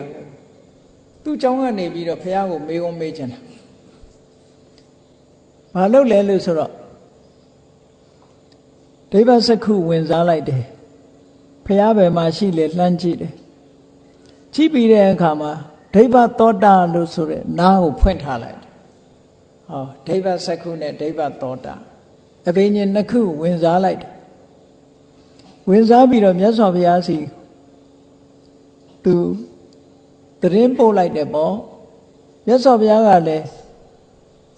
မောကလန်ဘာတွေလုပ်တယ်ဆိုတာကိုသိတော့ဘုရားကလည်းဒိဗ္ဗစက္ခုနဲ့ဒိဗ္ဗသောတာဝင်စားတယ်ရှင်မောကလန်ကရာဇဂြိုဟ်ပြေကနေပြီးတော့မြတ်စွာဘုရားကိုလှမ်းမေးတယ်မေးခွန်းနေလှမ်းပြီးတော့မေးလိုက်တဲ့အခါကျတော့မြတ်စွာဘုရားကတာဝဋ္ဌိပြေကပဲလှမ်းဖြေလိုက်တယ်နော်ခုခေတ်တယ်လီဖုန်းနဲ့စကားပြောနေတယ်လို့ပဲဒိဗ္ဗစက္ခုပါလာသည့်အတွက်ကြောင့်တယ်လီဖုန်းတောင်မှရိုးရိုးတယ်လီဖုန်းမဟုတ်ဘူးရုပ်မြင်သံကြားတယ်လီဖုန်းရှင်မောကလန်ရဲ့ပုံသဏ္ဍာန်လည်းပဲပေါ်လာတယ်အတန်လည်းကြားရတယ် မြတ်စွာဘုရားရဲ့ပုံသဏ္ဍာန်လည်းပေါ်လာတယ်အတန်လည်းကြားရတယ်အဘိညာဉ်စွမ်းအားတွေနဲ့ရှင်မောက္ကလန်ကမေးခွန်းမေးလိုက်မြတ်စွာဘုရားကဖြေလိုက်တယ်အဲ့ဒီလိုနေရင်ကနေညနေပိုင်းရောက်တဲ့အခါကျတော့ရှင်မောက္ကလန်ဟာမြတ်စွာဘုရားရဲ့တရားကိုဒိဗ္ဗသောတာနဲ့နာရတဲ့အခါမှာသိပြီးစိတ်တွေကကျေနပ်နေကျေနပ်တော့သူ့မျက်နှာဟာခါတိုင်းနဲ့ပြုံးနေညနေပိုင်းကျတော့ရှင်သာရိပုတ္တရာနဲ့ဆုံရတယ်ဆုံတော့ရှင်သာရိပုတ္တရာအကဲခတ်တယ်ငါရှင်နဲ့ငါရှင်ရဲ့မျက်နှာဟာဒီကနေ့ပို့ပြီးတော့ကြီးနေတယ်ဒီကနေ့ပို့ပြီးတော့ကြည်လင်းနေတယ်အိန္ဒိယတွေဟာပို့ပြီးတော့တန့်ပြန့်နေတယ်ဒီကနေ့ဘာတရားဓုတရားမြတ်တွေများဘယ်လိုတမဘတ်တွေဝင်စားပြီးတော့ဘာတွေများရှုမှတ်လို့အခုလိုရုပ်ဆင်းတွေပို့ကြည်လင်တာလဲလို့မေးလိုက်တော့ရှင်မောက္ကလန်ဖြေတယ်တခြားမဟုတ်ပါဘူးတဲ့တပည့်တော်မြတ်စွာဘုရားကိုမေးခွန်းနဲ့မေးတာသိကျင်တဲ့မေးခွန်းနဲ့မေးတော့မြတ်စွာဘုရားကဖြေတယ်အဲ့ဓာတွေကိုကြားနာရပြီးတော့တပည့်တော်ပီတိဖြစ်လို့ပါလို့ပြောတယ်ဆိုတော့ရှင်သာရိပုတ္တရာမေးတယ်နေပါဦးမြတ်စွာဘုရားကတာဝတိပြည်မှာနေတာကိုတော်ကဒီမှာနေတာဘယ်လိုလုပ်မေးခွန်းတွေမေးပြီးတော့ဘယ်လိုလုပ်အဲ့ဒီမေးခွန်းတွေကိုနားထောင်ရတာတော့ဆိုသူကပြောပြတပည့်တော်ကျောင်းထဲကနေပြီးတော့ဒိဗ္ဗစက္ခုနဲ့ဒိဗ္ဗသောတာအဘိညာဉ်နှစ်ခုဖွင့်ပြီးတော့မြတ်စွာဘုရားစီကိုပို့လွှတ်လိုက်မြတ်စွာဘုရားကလည်းဒိဗ္ဗစက္ခုဒိဗ္ဗသောတာအဘိညာဉ်နှမျိုးဝင်စားပြီးတော့တပည့်တော်မေးသမျှတွေကိုဖြေတယ်တဲ့ဒီလိုဆက်သွယ်ခဲ့တာအော်ဒါတယ်လီဗီရှင်းတို့ရဲ့ရှေ့ပြေးတွေပဲထူးထူးဆန်းဆန်းအဲ့ဒီတုတ်တတုတ်ဟာတန်ရုပ်ထဲမှာပါရှိတယ်ကတတုတ်ဆိုတာအဲ့ဒါလို့ရှင်မောက္ကလန်ကပြောပြလိုက်တဲ့အခါကျတော့ရှင်သာရိပုတ္တရာမထေရမြတ်ကအလွန်အံ့ဩပြီးတော့ပညာရှိဆိုတာတော်ရင်တော်တယ်လို့ချီးမွမ်းတတ်တယ်အမြဲတမ်းပဲအဲ့တော့ဘယ်လိုပြောတော့ဆိုတော့ရှင်မောက္ကလန်တို့များတကိုးကြည့်လိုက်တာကြည်စားယူဇနာပေါင်းများစွာဝေးလံတဲ့မြတ်စွာဘုရားနဲ့မိခွန်းနေမေးလို့တရားနာနိုင်အောင်သူစွမ်းဆောင်နိုင်ပါပေတယ်ပေါ့ရှင်မောက္ကလန်များတကိုးကြည့်လိုက်တာနဲ့ရှင်သာရိပုတ္တရာမထေရမြတ်ကပြောရင်းကနေဘလို့ဥပမာပေးတော့ဆိုရင်ရှင်မောက္ကလန်တို့များတကိုးအရာမှာဆိုတော့တကယ်ကိုကြီးမားတဲ့တောင်တုတ်ကြီးလိုပါပဲတဲ့တပည့်တော်တို့ရှင်မောက္ကလန်နဲ့ကြည့်လိုက်မယ်ဆိုရင်တောင်တုတ်ကြီးအနီးနားမှာချထားတဲ့ကြောက်တုံးကလေးတုံးစာလောက်ပဲရှိပါတယ်လို့ပြောတကိုးနဲ့တကိုးရှင်တွေကိုရှင်သာရိပုတ္တရာကတောင်နဲ့နှိုင်းရှင်တယ်ဆိုတာလောကလူတွေကတကိုးပြတ်တတ်တဲ့ပုဂ္ဂိုလ်တကိုးရှင်ကိုလူကသိတာဟုတ်ဒါကြောင့်မို့တောင်ကြီးနဲ့နှိုင်းရှင်လိုက်တောင်ကြီးဆိုတာအရက်လေးမျက်နှာကမြင်ရတယ်လေအမတန်မြင့်တဲ့တောင်ကြီးဆိုတာအရက်လေးမျက်နှာမြင်ရတယ်တကိုးရှင်တွေဆိုတာလည်းပဲအလုံးကသိကြထင်ပေါ်ကြော်ကြားတယ်ဒါကြောင့်မို့လို့ရှင်သာရိပုတ္တရာပြောလိုက်တာရှင်မောက္ကလန်ဟာတကယ်မြင့်မားတဲ့တောင်တို့ကြီးပါတဲ့တပည့်တော်တို့အဲ့ဒီတောင်ဘေးနားလေးမှာကတ်ချထားတဲ့ကြောက်တုံးကလေးလောက်ပါပဲနဲ့ပြောတော့ရှင်မောက္ကလန်ကဘာပြန်ပြောတော့ဆိုတပည့်တော်များဟာတဲ့ရှင်သာရိပုတ္တရာရဲ့အဆင့်ကိုမမီပါဘူးတဲ့ရှင်သာရိပုတ္တရာကတကယ်စားအိုးတွေကစားတွေပါတဲ့တပည့်တော်တို့ကအဲ့ဒီစားအိုးတွေကစားခဲလေးစားပွင့်လေးတပွင့်လောက်ပါတဲ့ဟောဒီဥပမာနှိုင်းခိုင်းတာကိုကြည့်ပညာရှိကြတော့စားနဲ့နှိုင်းတယ်နော်တကိုးရှင်တွေကြတော့ကြောက်တောင်ကြီးနဲ့နှိုင်းရှင်တယ်တကိုးရှင်ဆိုတာလူသိများတာဖြစ်လို့ထင်ပေါ်ကြော်ကြားတာဖြစ်သောကြောင့်တောင်နဲ့နှိုင်းရှင်တယ်ရှင်မောက္ကလန်ကရှင်သာရိပုတ္တရာကိုစားအိုးကြီးလို့ပြောလိုက်တာစားအိုးကြီးတဲ့စားအိုးဆိုတာမိဖို့ကြောင့်ထဲမှာနေတာဘယ်သူမှမသိဘူးသို့တော့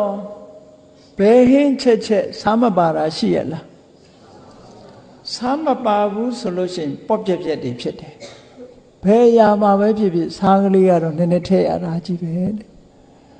ဆိုလိုတာကပညာရှိဆိုတာလူမသိဘူးတဲ့သို့တော်လည်းပဲစားဟာဟင်းလျာအားလုံးထဲမှာစိတ်ပြီးတော့ဝင်နေတယ်လို့ပဲစားမပါတဲ့ဟင်းဒီပေါ့ပြက်ပြက်ဖြစ်တယ်လို့ပဲပညာရှိမပါလို့ရှိရင်လည်းအားလုံးဟာပေါ့ပြက်ပြက်ဖြစ်တယ်ဆိုတဲ့အဓိပ္ပာယ်ကိုပြောတယ်။အော်ပညာရှိကိုစားနဲ့နှိုင်းတယ် အဲ့ဒီတုတ်တံပညာရှိကိုစားနဲ့နိုင်ရှင်သာရိပုတ္တရာစားအိုးကြီးပါတဲ့သူကအဲ့စားအိုးတွေကစားပွင့်လေးတစ်ပွင့်လောက်ပါလို့တပားနဲ့တပားအဲ့ဒါလို့ခုံတင်ပြီးတော့ပြောကြတာအဲ့တော့လူလိမ္မာပညာရှိဆိုတဲ့အဓိပ္ပာယ်ဟာလူလောကမှာထင်ပေါ်ခြင်းမထင်ပေါ်မယ်ဒါပေမဲ့လို့သူမပါလို့ရှိရင်အရာခတ်သိမ်းဟာပေါ်ပြစ်ပြီးတော့နေတယ်အရာရာမှာပညာဟာအမတန်မှတန်ဖိုးရှိတယ်ဆိုတာကိုပြောပြတောင်ကြီးလို့ထင်ပေါ်ကြော်ကြားတာတွေကရှိကောင်းရှိနိုင်တယ်သို့တော့ပညာရှိဆိုတာစီကြီးဟာတီးမှမြည်တယ်ဆိုတာလိုပဲပညာရှိဆိုတာဟာမိဂုံးနေနဲ့မေးမြန်းပြီးတော့မှထိုပုဂ္ဂိုလ်ရဲ့ပညာရှိမရှိကိုသိနိုင်တယ်တဲ့ဒါမို့လို့မြတ်စွာဘုရားကတုတ်တန်တစ်ခုထဲမှာဟောထားတာတာကိစ္ဆာယပညာဝေဒိတပါတဲ့တာကိစ္ဆာယဆွေးနွေးမေးမြန်းခြင်းဖြင့်သာလျှင်ပညာလူတယောက်ရဲ့အရည်အချင်းအသိပညာကိုဝေဒိတပါသိနိုင်တယ်လို့ဒီလိုပြောတာဒီတိုင်းနေရင်တော့မသိရဘူးသူကဒီတိုင်းနေရင်မသိရအဲ့တော့ပညာရှိရဲ့အဓိပ္ပာယ်ဆိုတာပညာဆိုတာငုတ်လျိုးနေပေမဲ့လို့အလွန်အစွမ်းထက်တယ်အလွန်အစွမ်းထက်တယ်ဒါမို့နံပါတ်1နေရာမှာထားရမြတ်စွာဘုရားကတကုရှင်ကိုနံပါတ်2နေရာမှာထားတယ်ပညာရှင်ကိုနံပါတ်1နေရာမှာထားတယ်အမျိုးသမီးတွေကလည်းပညာရှင်ကခေမာဘိက္ခုနီတကုရှင်ကဥပ္ပလဝဏထေရီမာအဲ့တော့ပညာကိုလက်ရဘက်ကထားပြီးတော့တကုရှင်ကိုလက်ဝဲဘက်ကထားတယ်ဘာဖြစ်လို့ပညာဟာအမတန်မှတန်ဖိုးမြင့်မြတ်လို့ပဲအဲ့တော့ပညာရှိဆိုတာတမန်အားဖြင့်ထင်ပေါ်လေးမရှိဘူးထင်ပေါ်လေးမရှိဘူးဒါကြောင့်မို့လို့မြတ်စွာဘုရားတာဝရိန္ဒာတက်ပြီးတော့ဒီအဘိဓမ္မာတရားဟောတာအဘိဓမ္မာတရားဟောတဲ့အခါကျတော့3လအဘိဓမ္မာတရားဟောပြီးလူပြည်ပြန်ဆင်းလာသင်္ကတမြို့မှာစောင်းတန်း3သွယ်ကနေပြီးအလဲစောင်းတန်းကနေပြီးမြတ်စွာဘုရားဆင်းလာအဲ့လိုဆင်းလာတဲ့အခါမှာအမတန်ချစ်ကျဲတဲ့လူထုပရိသတ်ကြီးဟာဘယ်သူကိုသိကြတော့ဆိုရှမောကလန်ကိုသိကြတယ်ဟောဘာဖြစ်လို့တော့ရှမောကလန်ကတကိုးအရာမှာထင်ရှားတော့ရှမောကလန်လူသိများတယ်နောက်ရှင်အနုရုဒ္ဓတို့ဒိဗ္ဗစက္ခုအဘိညာဉ်စွမ်းထက်တဲ့ပုဂ္ဂိုလ်တွေတကိုးရှင်တွေကိုသိကြရှင်သာရိပုတ္တရာတော့တာမယဟန်လို့ဖြစ်နေတယ်အဲ့ဒီပရိသတ်ကြီးတွေမှာမထင်ပေါ်ဘူးမထင်ပေါ်အဲ့ဒီလိုအခြေအနေဖြစ်နေတာကိုမြတ်စွာဘုရားသိလို့တာဝရိန္ဒာနတ်ပြည်ကနေလူပြည်ရောက်ချင်းဆောင်းနှံဥမှာခဏလေးရရင်ကပထမဆုံးလာပြီးတော့နှုတ်ဆက်တာရှင်သာရိပုတ္တရာဘာဖြစ်လို့တော့ဆိုတပည့်ကအကြီးဆုံးကိုသူကရှင်သာရိပုတ္တရာလာနှုတ်ဆက်တယ်အဲ့ဒီလိုလာနှုတ်ဆက်တဲ့ထဲမှာရှင်သာရိပုတ္တရာရဲ့ဒီပညာအည်အသွေးတွေကိုပရိသတ်ကြီးကမသိကြဘူးမသိတော့ရှင်သာရိပုတ္တရာမထေရများတိမ်မြုပ်နေတယ်လို့ဖြစ်လို့မြတ်စွာဘုရားကမေးခွန်းနေမေးတယ်ဘယ်သူမှမဖြေနိုင်ကြဘူးရှင်သာရိပုတ္တရာမေးလိုက်တဲ့အခါကျတော့ဘလောက်ခက်ခဲတဲ့မေးခွန်းပဲဖြစ်နောက်ဆုံးမှာဖရာတွေမှဖြေနိုင်တဲ့မေးခွန်းတောင်မှပဲရှင်သာရိပုတ္တရာကနည်းနည်းလေးနီးလေးပေးလိုက်တာနဲ့တပြိုင်နက်အကုန်လုံးဖြေနိုင်သွားတယ်အဲ့ဒါသုတ္တနိဗ္ဗာန်မှာသာရိပုတ္တထေရသုတ်ဆိုတာရှိတယ်တာဝရိန္ဒာကဆင်းလာတဲ့အခါမှာရှင်သာရိပုတ္တရာကပထမဆုံးမြတ်စွာဘုရားကိုကြိုးစုံနှုတ်ဆက်စကားပြောတဲ့အချိန်မှာမြတ်စွာဘုရားကပညာရှိတွေတိမ်မြုပ်နေမှာဆိုလို့မေးခွန်းတွေမေးတယ်တဲ့မေးလိုက်တဲ့အခါမှာနောက်ဆုံးမှာဖြေနိုင်သူဟာရှင်သာရိပုတ္တရာမထေရမြတ်တစ်ပါးပဲဖြစ်လာတယ်ဖရာတွေရဲ့အရာမှာမေးတဲ့မေးခွန်းဖရာမှာဖြေလို့ရတဲ့မေးခွန်းကိုရှင်သာရိပုတ္တရာကဖြေနိုင်တယ်အဲ့ဒီမှာရှင်သာရိပုတ္တရာရဲ့နာမည်ဟာပြန်လီပြီးတော့ပရိသတ်တဲ့ကြားထဲမှာထင်ရှားကြော့ကြလာခဲ့တာရှိခဲ့တယ်ဒါကြောင့်မလို့ပညာရှိဆိုတာဟာဆွေးနွေးမေးမြန်းကြည့်မှသာသိနိုင်တယ်တာမန်အားဖြင့်ပညာရှိပုဂ္ဂိုလ်တွေဟာထင်ပေါ်ကြော်ကြားမှုဆိုတာမရှိဘူးတဲ့တကုရှင်တွေကသာထင်ပေါ်ကြော်ကြားမှုရှိတယ်ဟောတရားဓမ္မနဲ့ပတ်သက်လာတဲ့တကယ်ပညာရှိတွေပေါ့လူလိမ္မာပညာရှိဆိုတဲ့အထက်မှာ လူလောကထဲမှာလည်းပဲပညာရှိတဲ့ပုဂ္ဂိုလ်တွေမြတ်စွာဘုရားလက်ထက်ကတပည့်တွေရှိတယ်ပေါ့အဲ့ဒီထက်မှာလူဝတ်ကြောင်တွေထဲမှာဥပဒကလူဝတ်ကြောင်တွေထဲမှာထူးခြားထက်မြက်တဲ့ပညာရှိပုဂ္ဂိုလ်တွေရှိသေးတယ်အနာရဘိန်တထေးကြီးကိုလူတွေကသိကြတယ်ကျောင်းတကာကြီးအဖြစ်သိကြစေရနာကောင်းတဲ့ပုဂ္ဂိုလ်တရားအနေနဲ့သိတယ်သို့တော်လည်းပဲတရားဓမ္မနဲ့ပတ်သက်ပြီးတော့သူဟာလိမ္မာပတ်နှပ်ပြီးတော့ဘယ်လိုပညာရှိတယ်ဆိုတာသိချင်မှသိကြမယ်ပေါ့အဲ့ဒါတုတ်တန်တစ်ခုမှာအနာရဘိန်တထေးရဲ့စွမ်းဆောင်မှုကိုမှတ်တမ်းတင်ထားတာရှိတယ်သူဟာပြပိုက်ကျောင်းတစ်ကျောင်းကိုတနေ့မှသွားလိုက်တယ်သွားတဲ့အခါကျတော့ပြပိုက်တွေကသူ့ကိုဝိုင်းပြီးတော့မေးခွန်းမေးတယ်ပေါ့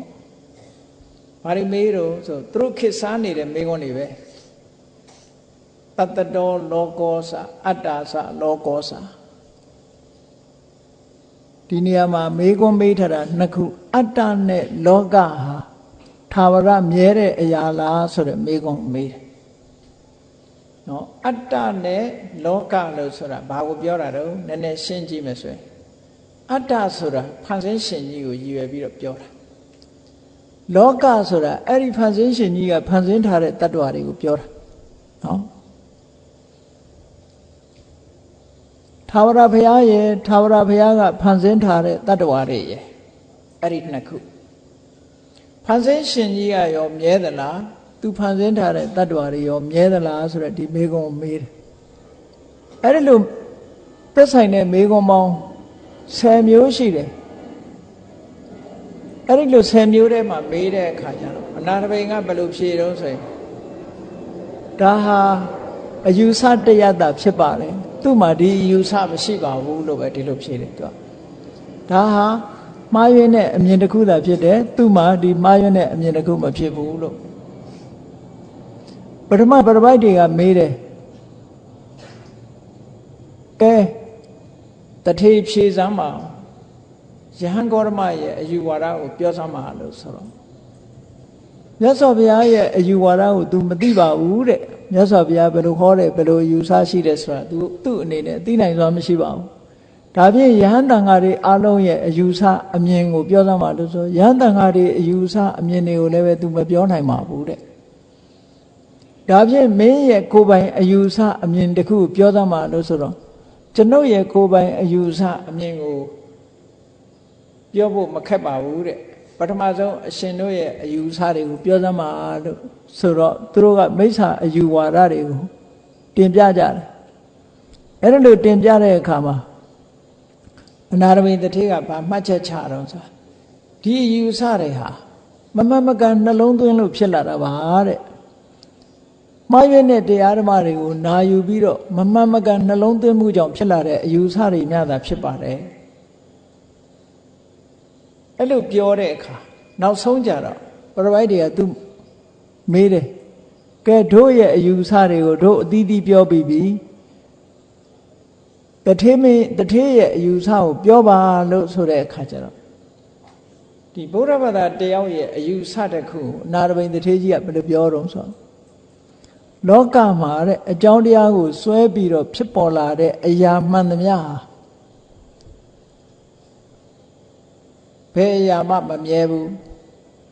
အဲ့ဒီမမြဲတဲ့အရာတွေအလုံးဟာငါဟာလည်းမဟုတ်ဘူးငါလည်းမဟုတ်ဘူးငါရဲ့အတ္တလည်းမဟုတ်ဘူးလို့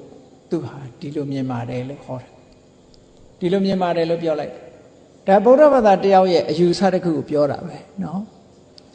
လောကမှာအကြောင်းတရားကိုဆွဲမိပြီးတော့ဖြစ်လာတဲ့အရာတွေမှန်သမျှသင်္ခါရတရားတွေမှန်သမျှဘယ်အရာမှမြဲတာမရှိပါဘူးတဲ့အဲ့ဒီမမြဲတဲ့အရာတွေအလုံးကိုငါဟာလည်းမဟုတ်ဘူးငါလည်းမဟုတ်ဘူးငါရဲ့အတ္တလည်းမဟုတ်ဘူးလို့ဒီလိုမှန်ကန်တဲ့အမြင်နဲ့မြင်ပါတယ်လို့သူကဒီလိုရှင်းပြတယ်ဟောနာရဝိတ္ထေရဲ့ရှင်းလင်းချက်တွေမှာနောက်ဆုံးမှာအဲ့ဒီပရပိုက်တွေကဘာပြောတော့ဆိုလို့ရှိရင်သူကပရပိုက်တွေကပြောလိုက်တဲ့စကားထဲမှာအနာရဘိန်တထေးကအရှင်တို့အားလုံးဟာ မှားရွေးတဲ့အယူဆတစ်ခုပေါ်မှာဆွဲကပ်နေကြတယ်ဒါကြောင့်မို့လို့မှားရွေးတဲ့အယူဆဟာဒုက္ခပဲအလုံးဟာအရှင်တို့ဟာဒုက္ခပေါ်မှာညှိကပ်တွေ့တာနေတဲ့ပုဂ္ဂိုလ်တွေပဲလို့ဒီလိုပြောလိုက်တော့ပရပိုက်တွေကလည်းအဲ့ဒါကိုမှတ်ထားတယ်မှတ်ထားပြီးတော့သင်္ခါရတရားတွေဟာမမြဲဘူးလို့ပြောတယ်ဆိုတဲ့နေရာမှာလည်းပဲ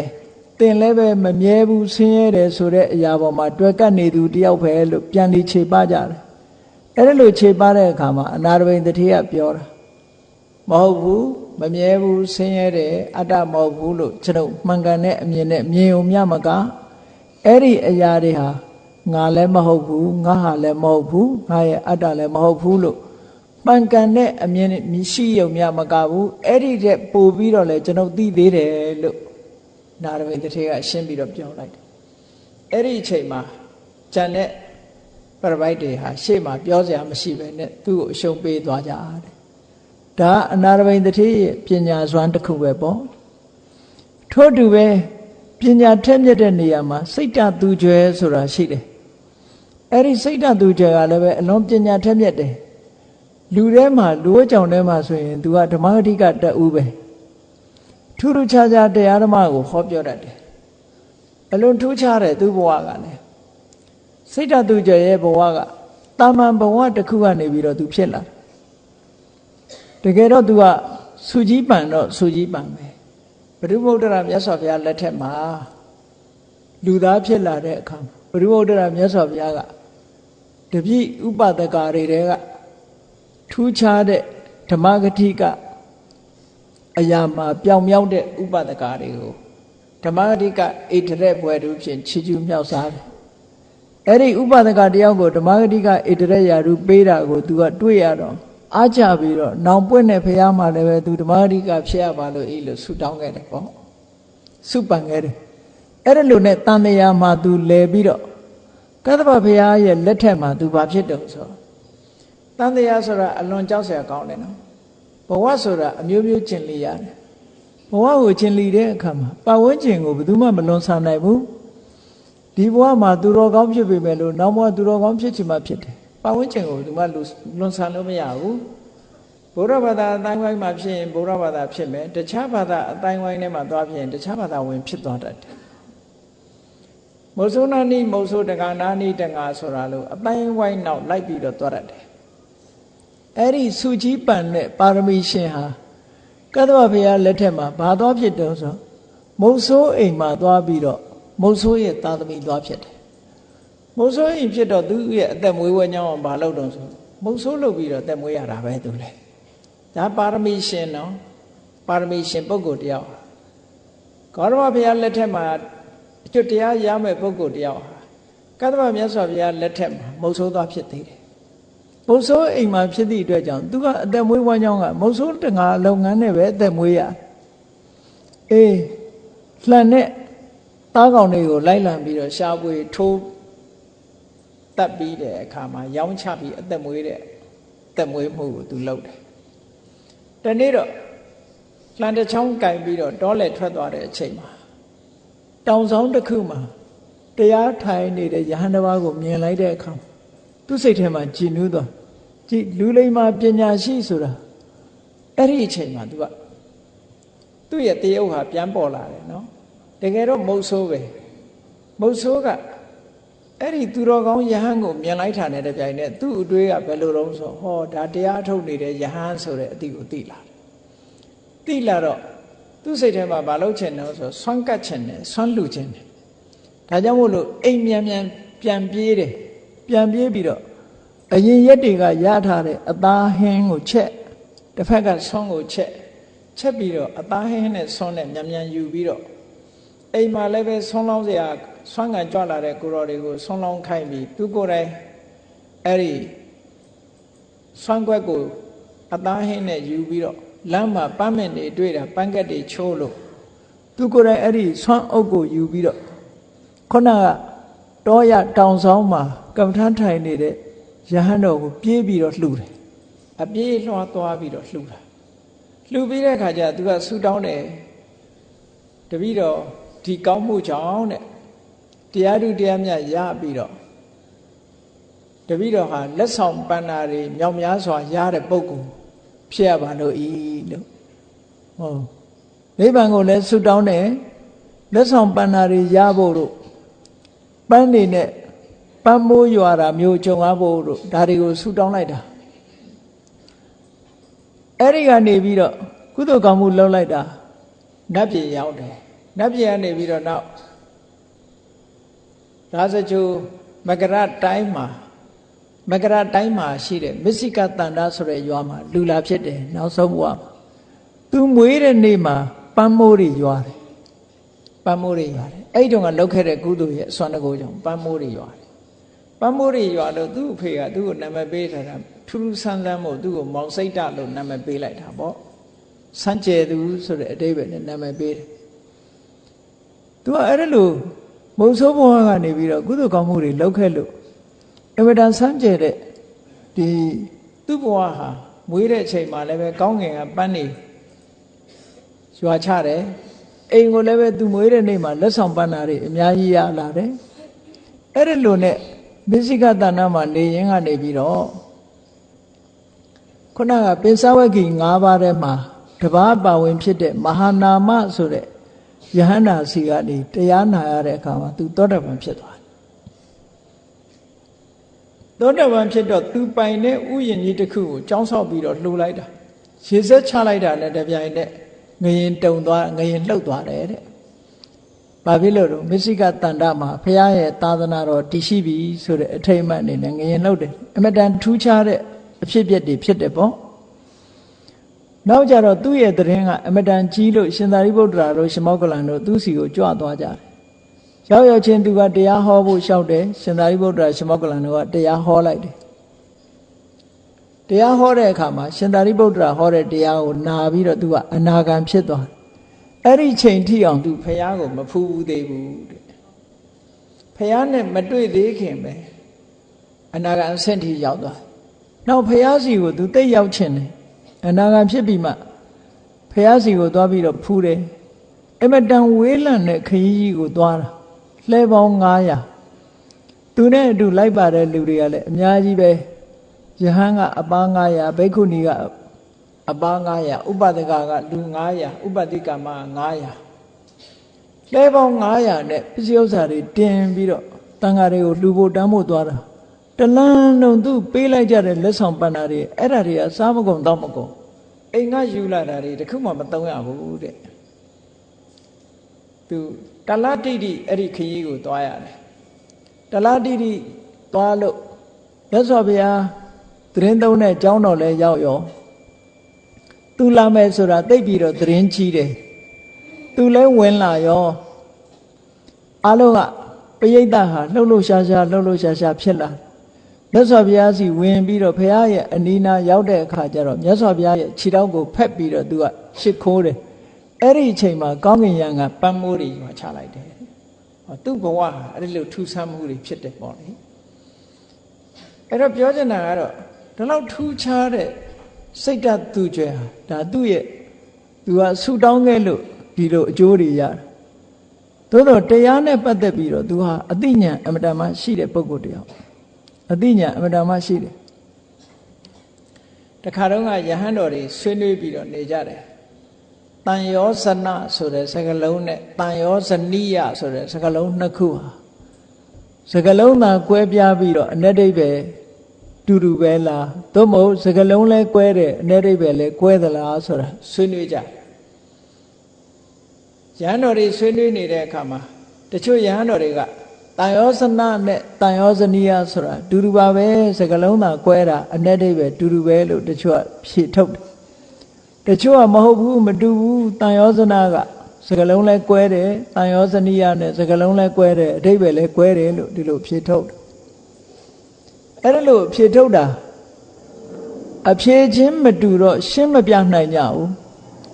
ရှင်းမပြနိုင်တဲ့အချိန်လေးမှာစိတ်ဓာတ်သူကျွဲကရောက်လာတဲ့အခါယဟန်တွေကသူတို့ဆွေးနွေးနေတဲ့အကြောင်းအရာတွေကိုပြောပြတဲ့အခါကျတော့စိတ်ဓာတ်သူတွေကရှင်းပြီးတော့ပေးတယ်အရှင်ဘုရားတို့တဲ့တန်ယောဇနနဲ့တန်ယောဇနိယဆိုတာဒီနှစ်ခုဟာစကလုံးလဲကွဲပြားခြားနာတယ်အ내ဒိဗ္ဗေလဲကွဲပြားခြားနာပါတယ်တဲ့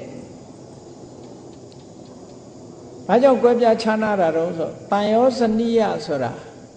တန်ရောစဉ်ရဲ့အာယုံတန်ရောစဉ်ဖြစ်ပေါ်ခြင်းရဲ့အကြောင်းတရားဆိုပါစို့တဲ့သူကရှင်းပြတယ်တန်ရောဇနိယဆိုတာဟာတဲ့တန်ရောစဉ်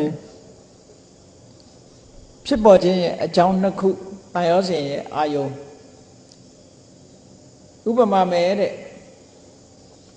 နဖြူကြီးနဲ့နနက်ကြီးတွဲပြီးတော့ကျိုးတစ်ချောင်းနဲ့ခြိထားလို့ရှိရင်တဲ့နဖြူကြီးဟာနနက်ကြီးရဲ့တန်ရောစဉ်ပဲနွားနက်ကြီးကနဖြူကြီးရဲ့တန်ရောစဉ်ပဲလို့ပြောရင်မှန်ပါမလားတဲ့မမှန်ဘူးနဖြူကြီးကလည်းနနက်ကြီးရဲ့တန်ရောစဉ်မဟုတ်ဘူးနနက်ကြီးကလည်းနဖြူကြီးရဲ့တန်ရောစဉ်မဟုတ်ဘူးသူတို့နှစ်ကောင်တွဲခြိထားတဲ့ကျိုးကသာလျှင်တန်ရောစဉ်အဲ့ဒါလိုပဲတဲ့ဥပမာမဲ့မျက်စိနဲ့အဆင်းအာယုံမျက်စိကလည်းအဆင်းအာယုံရဲ့နှောင်ကြိုးမဟုတ်ဘူးတဲ့အဆင်းအာယုံကလည်းမျက်စိရဲ့နှောင်ကြိုးမဟုတ်ဘူးတဲ့မျက်စိနဲ့အဆင်းအာယုံအဲ့ဒီနှစ်ခုကြားမှာတွေ့တာတဲ့တဏှာကသာလျှင်တန်ရောစဉ်ဖြစ်ပါတယ်လို့အဲ့ဒါလို့ရှင်းလင်းပြီးတော့ပြောပြတဲ့အခါမှာယဟန်တော်တွေကတန်အံတော်ဖြစ်တယ်ပေါ့ဒကာကြီးရဲ့အသိဉာဏ်ရှိလိုက်ပါတယ်သူတို့မရှင်းတာကိုဥပမာဥပမေယနဲ့ရှင်းနိုင်ပါတယ်လို့စိတ်ဓာတ်သူကျဲကိုဝိုင်းပြီးတော့ချီးမွမ်းကြရတယ်အဲ့ဒါလို့ तू ကပညာအနေနဲ့ကထက်မြက်တယ်အေးဒါကြောင့်မို့လို့လူလိမ္မာပညာရှိဆိုတဲ့ပုဂ္ဂိုလ်တွေဟာအရာရာမှာတတ်သိလိမ္မာမှုရှိတယ်မကြားဘူးတာပဲမဲ့လို့အများနာလဲအောင်ရှင်းပြနိုင်တဲ့စွမ်းရည်တတ္တိတွေရှိကြတယ်တဲ့အဲ့ဒါကြောင့်မို့လို့လူလိမ္မာပညာရှိဆိုတာဟာအရာရာကိုတတ်သိပြီးတော့လိမ္မာပန်းတတ်မှုရှိပြီးအများရဲ့ကောင်းကျိုးကိုဆောင်ရွက်နိုင်တဲ့ပုဂ္ဂိုလ်တွေဖြစ်ပါတယ်ဒါကြောင့်မို့ဘုန်းကြီးတို့တွေဟာအဲ့ဒီလိုလူလိမ္မာပညာရှိမျိုးဖြစ်အောင်ကိုယ်တိုင်လည်းကျင့်ကြံကြိုးကုပ်အားထုတ်ကြရမှာဖြစ်ပါတယ်ပေါင်းသင်းဆက်ဆံတဲ့အခါမှာလည်းပဲလူလိမ္မာပညာရှိမျိုးကိုသာလဲပေါင်းသင်းဆက်ဆံကြရမှာဖြစ်တယ်ဓမ္မသာလဲဘဝခရီးတန်တရားမှာကောင်းကျိုးချမ်းသာတွေရပြီးတော့နောက်ဆုံးမှာနိဗ္ဗာန်ကိုမျက်မှောက်ပြုနိုင်ဖို့မှန်ကန်တဲ့လမ်းကြောင်းကိုတွေးရှိပြီးနိဗ္ဗာန်ချမ်းသာကိုမျက်မှောက်ပြုနိုင်ကြမှာဖြစ်တယ်လို့ကိုယ်စီသဘောကျပြီးတော့ကြိုးစားအားထုတ်နိုင်ကြပါစေကုန်သတည်း